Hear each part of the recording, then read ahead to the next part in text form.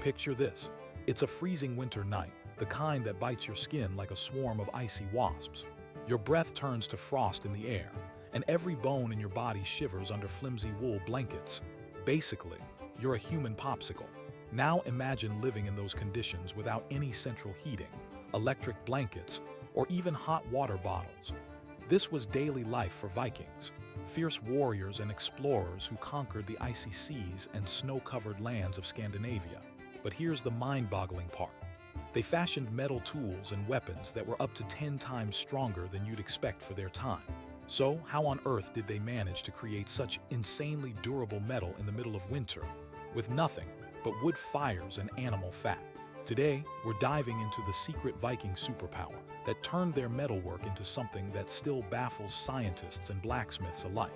This might be the strangest Viking survival trick you've never heard of, because it wasn't just brute strength or epic battle spirit that made their swords legendary. It was something hidden in plain sight. A method so clever it might as well have been ancient alchemy. Vikings didn't just hammer iron till it bent.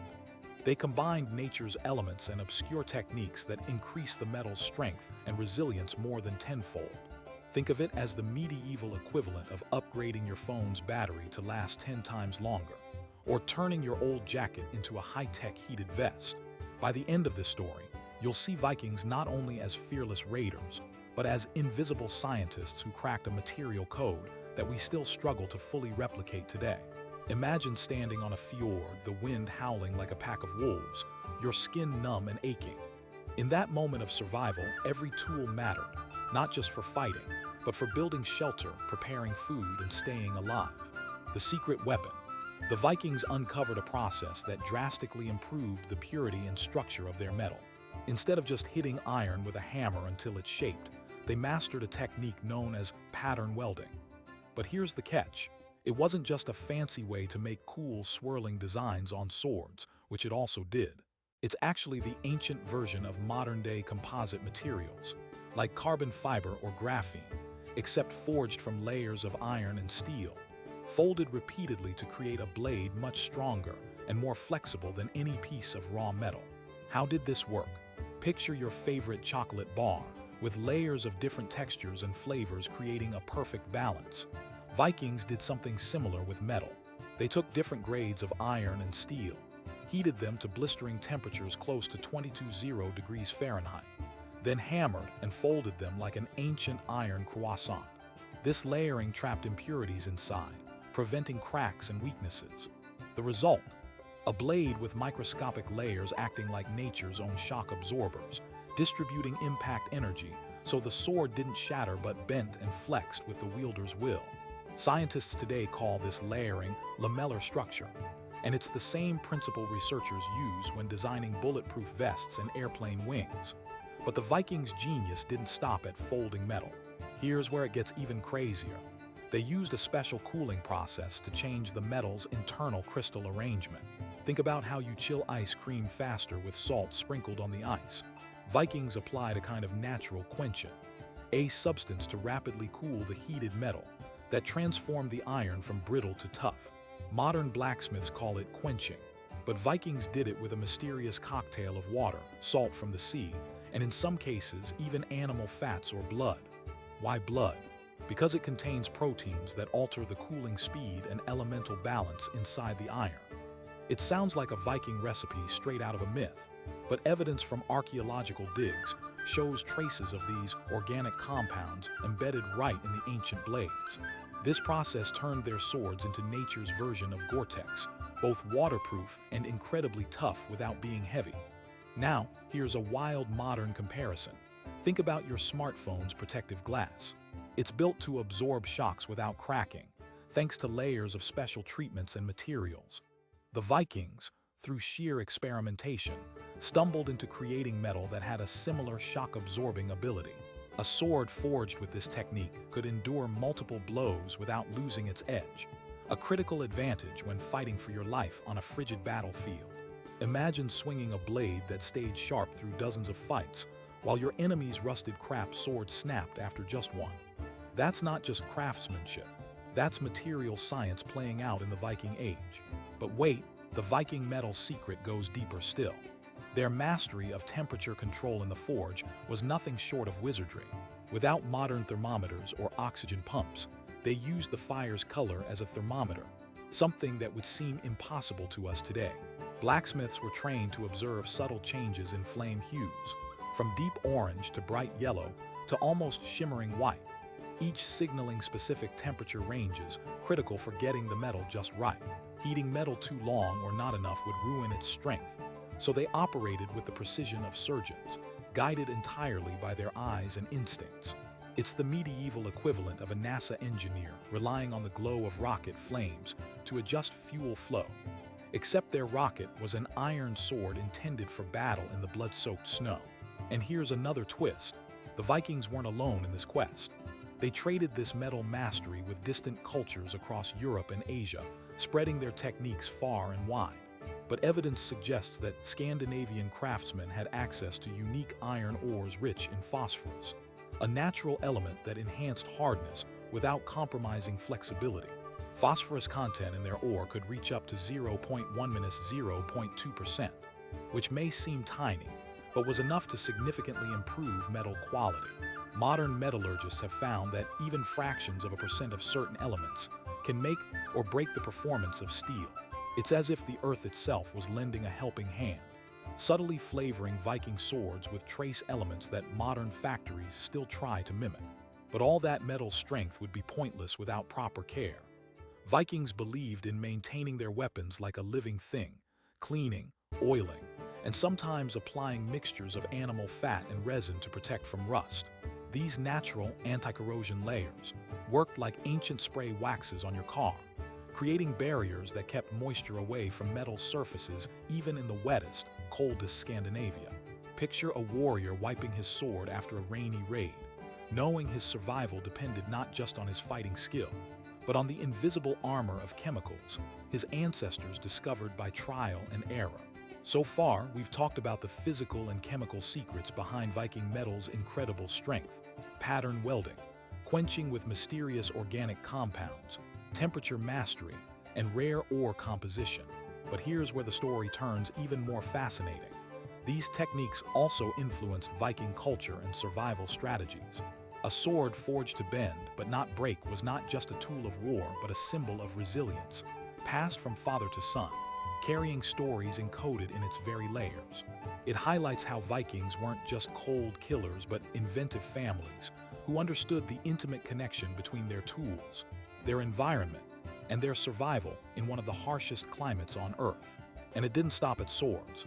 This secret technique was used in making shields, axes, and even farming tools, improving every aspect of Viking life. Imagine waking up in a wooden house perched on frozen soil, relying on a metal axe so strong it could split thick ice and wooden logs alike without dulling after months of use. This wasn't just about war. It was about thriving in a place where temperatures routinely plunged below -30 degrees F and winters lasted half the year. Their tools needed to be stronger, smarter, and more reliable than anyone else's. But even with these advances, a huge problem remained: how to make the metal efficiently and at scale without modern machines. This is where Viking ingenuity really shines. They built bloomery furnaces, primitive yet effective smelting structures that operated on a clever principle. Charcoal burned inside a clay or stone chamber with controlled airflow provided by bellows made from animal hides. This process allowed them to reach temperatures of about 22 degrees F for smelting iron ore, while minimizing contamination. Think of it as the ancient equivalent of a backyard barbecue pit on steroids, transforming raw rock into nearly pure metal. And it wasn't just any furnace, but a system fine-tuned over generations, similar to how today's factories constantly optimize for efficiency and quality control. But even the best metal is nothing without precise shaping. The Vikings developed specialized hammering techniques calibrated for each stage of forging, using multiple hammer sizes and strike angles to improve the metal's grain structure. This is similar to how modern engineers use vibration and controlled stresses to improve material properties during manufacturing. Each strike redistributed microscopic particles, aligning the metal just right so it would resist fractures while staying sharp. Imagine working a lump of hot iron like a chef folding dough, patience and rhythm turning raw material into a masterpiece. And this rhythmic hammering was often a social event, too. Blacksmiths were highly respected in Viking communities, their forges buzzing with firelight and sound, merging art, science, and storytelling into a single craft. This wasn't just metalwork, it was living tradition, blending chemistry and community spirit in every sword. But as advanced as their techniques were, the Vikings faced constant challenges that pushed their discoveries further. For example, when metal needed to be repaired after battles or long voyages, they employed cold forging methods, shaping metal without reheating, using geometric precision to reattach broken parts in a way that kept structural integrity.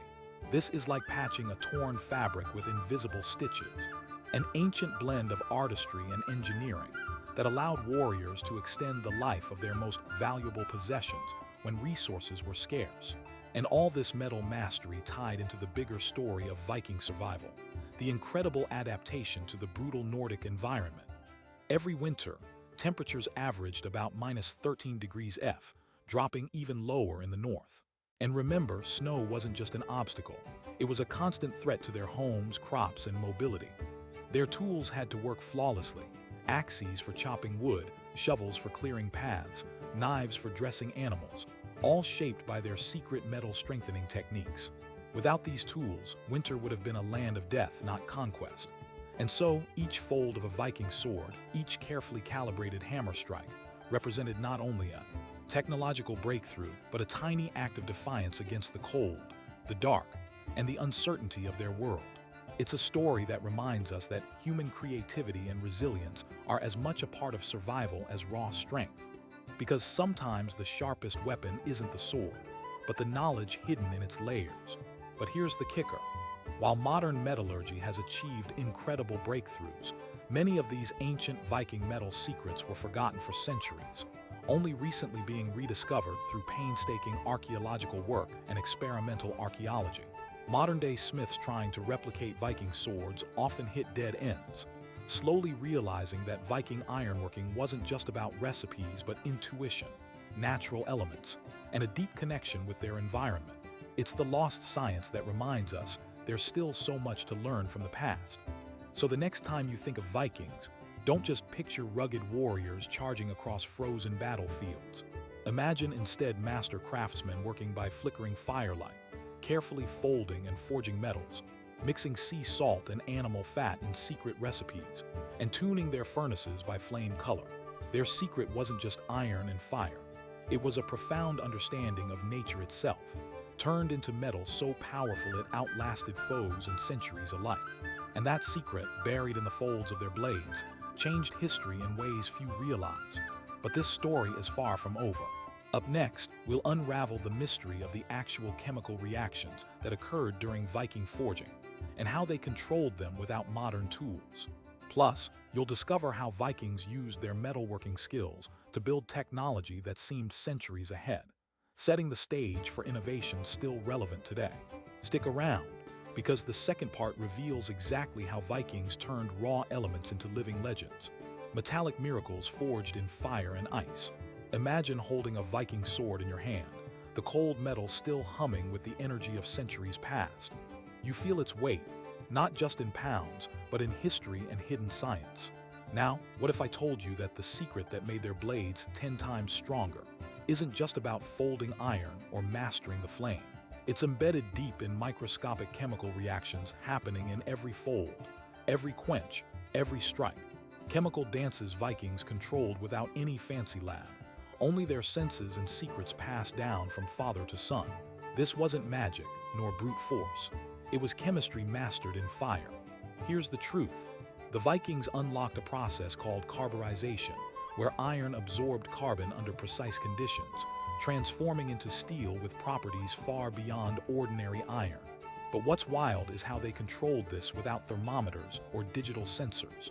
By carefully adjusting the amount of charcoal burning around their bloomery furnaces and timing the heating, Vikings could raise the iron's carbon content to about 0.3 to 0.6%, a crucial range for creating tempered steel that's both hard and flexible. Think of it like cooking a perfect steak. Too little time and it's raw, too long and it's burnt. Hitting that sweet spot gave them blades that could slice through armor yet bend instead of snap. Now imagine you're watching flames flicker in a dark forge, the air thick with smoke and heat. The blacksmith knows exactly when the temperature hits roughly 1,472 degrees F, 800 degrees C, the critical phase, where carbon atoms penetrate the iron's crystal lattice, just by the glow color and the feel of the metal in their tongs. Their eyes and hands are their instruments, finely tuned like concert pianists. This expertise is the equivalent of today's advanced thermal imaging, but powered entirely by experience and instinct passed down through generations. What's even crazier, the Vikings took advantage of the natural chemistry hidden inside the materials they used. Their choice of charcoal made from specific hardwoods provided not just fuel, but also a clean, controlled carbon source without overwhelming impurities. It's like picking the purest ingredients for a recipe. The wrong wood could mess up the whole alloy. Plus, the bloomery furnace's low oxygen environment prevented excess burning, which would turn the iron brittle. This balance caused the carbon atoms to embed evenly in the iron, creating a metal that distributed stress superbly. A material that can absorb blows without weakening, much like modern engineered composites used in aircraft wings that deform slightly to avoid cracks. But let's not forget the quenching pauses in this story. A moment Vikings transformed hot steel into a living, dynamic weapon. Quenching involved plunging the red-hot metal into water mixed with seawater, and sometimes organic substances like animal fats or blood. Researchers now understand these organic additives subtly altered the cooling rate by introducing nitrogen and other trace elements into the steel. This changed the crystal microstructure, creating what metallurgists call martensite, a hardened form of steel known for exceptional toughness and edge retention. Imagine plunging your phone case into liquid to harden it without cracking. That's essentially what the quench did for the sword. Plus, the fats and proteins left thin protective layers upon drying, making the blade both waterproof and corrosion-resistant. A Viking version of Gore-Tex for metal. Transitioning from chemical wizardry to physical mastery, their forging rituals went beyond random hammering. Vikings practiced precise, rhythmical hammer strikes that aligned the metal's grains, closing microscopic gaps. It's kind of like kneading dough not just to shape it, but to develop gluten strength in bread. Except here, the gluten is iron crystals rearranged to optimize strength and flexibility. This grain refining ensured that the blade wouldn't shatter under impact, spreading energy through the metal much like a modern car frame designed to crumple safely, absorbing crash forces instead of transferring them directly to passengers. Now, this method had a side effect: the pattern-welded designs. The visibly intricate swirls weren't just artistry, they were the direct surface expression of these microscopic arrangements, revealing the metal's layered nature like a fingerprint. Each pattern told a story of the forging process, the source materials, and even the environmental conditions on that day. Modern scientists decode these patterns to understand exactly how Vikings manipulated carbon, phosphorus, and other elements to optimize blades. It's like reading an encrypted diary embedded in steel. But all of this mastery was intertwined with sustainability and practicality. Viking metalworkers recycled broken blades and scraps, reheating and reforging them through a process called cold forging and welding, which required no melting, preserving valuable carbon levels. They'd heat metal just enough, often below 1,112 degrees F, 600 degrees C, to soften without burning off carbon, then skillfully hammer it back into shape. It's akin to modern metal repairs without welding equipment, extending the usefulness of scarce materials in a harsh climate where supply was limited. This not only conserved resources but guaranteed warriors always had a weapon ready, no matter how brutal the campaign. And speaking of campaigns, imagine the societal impact. These forging secrets weren't isolated science experiments. They were communal lifelines woven into Viking daily life. Blacksmiths held prestigious roles. Their workshops were vibrant hubs where technology, mythology, and social power mingled. Apprentices learned the trade through stories and trial, their hands memorizing each fold, each quench, as a sacred ritual. The very survival of connections between clans could depend on the resilience of a sword or an axe. cementing forging knowledge as a cultural treasure as much as a technical one. This is what we today call craft heritage, a continuous thread linking technology, tradition, and identity. Now, here's a fact that might blow your mind. Chemical analyses on Viking swords recovered from underwater shipwrecks and burial sites reveal trace elements like vanadium and nickel, elements that enhance steel's hardness and toughness, but only if preserved during smelting. This suggests Vikings were selective about their ore sources, or had unknowingly mixed metals from different regions, a proto-globalization of materials. It's like modern alloy engineers mixing tiny percentages of rare metals to boost performance, but done purely by ancient trade routes and local knowledge. No labs required. And what about corrosion? The cold, wet Nordic climate was merciless. Without protection, iron rusts fast.